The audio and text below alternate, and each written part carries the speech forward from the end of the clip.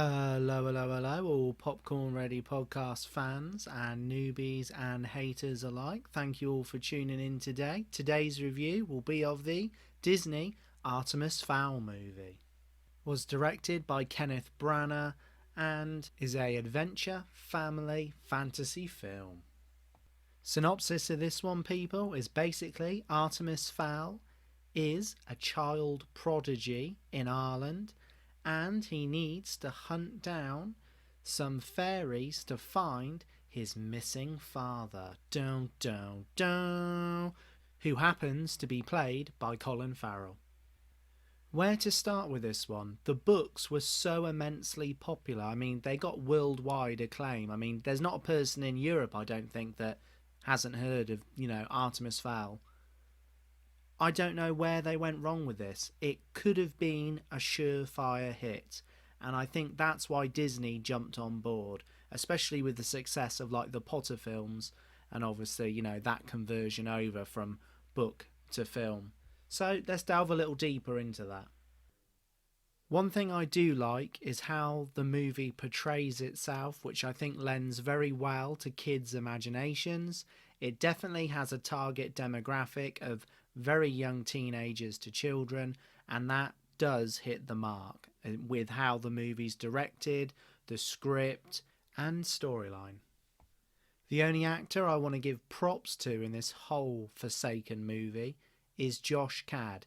He is the glue that binds any sort of resemblance to an average rating film. He really delivers the mark on his character and provides realism in his storytelling of what happens and combines the two worlds together. So fair play to him, good job. As Mulch Diggums. There was certainly a lot of special effects in this film.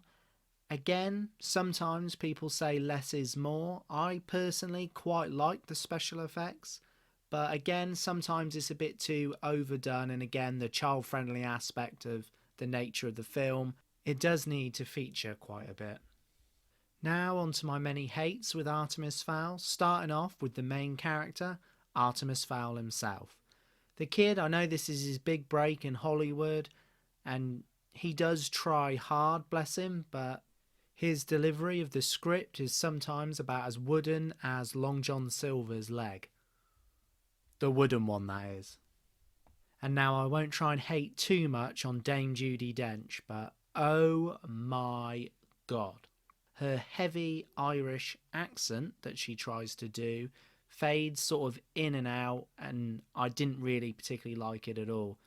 I think the only thing fitting for her in this movie is that she drives round in a fairy mobility scooter, which I find quite laughable. So yeah, I won't go too much into that, but she really is just taking bad role after bad role for her career at the moment. On to more characters. The butler does an okay job in his sort of joint role as butler and bodyguard, but the pair of them just don't look right together. They seem like they're misplaced or miscast. But I'm sure the fans of this movie, the few that there will probably say that the best scenes come from the butler and Artemis being together in a lot of the action and fight sequences.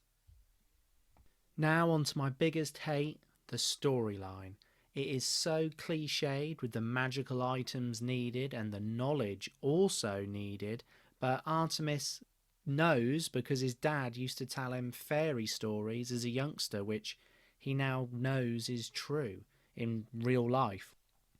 The tagline of him and his dad being criminal masterminds and thieves just doesn't stick with me.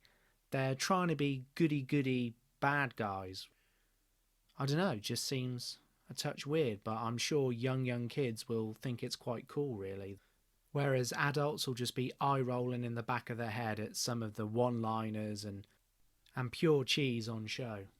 I myself, overall, am very disappointed that Owen Colfer didn't have more of a say in this film. It really is bad. It had a lot of potential, but ultimately missed the mark. I'm sure, though, they'll make the whole series of books, so maybe the author, Owen, will have more of a say as it goes on, and fingers crossed they might get better as each movie progresses. Maybe this will be the worst one of the bunch. Who knows? So, on my ratings, people, is it sweet or is it salted? This one is salted.com, 3.5 out of 10.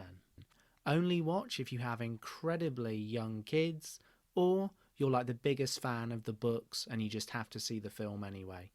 As always, thank you for listening. I'm James Merrill of the Popcorn Ready Podcast.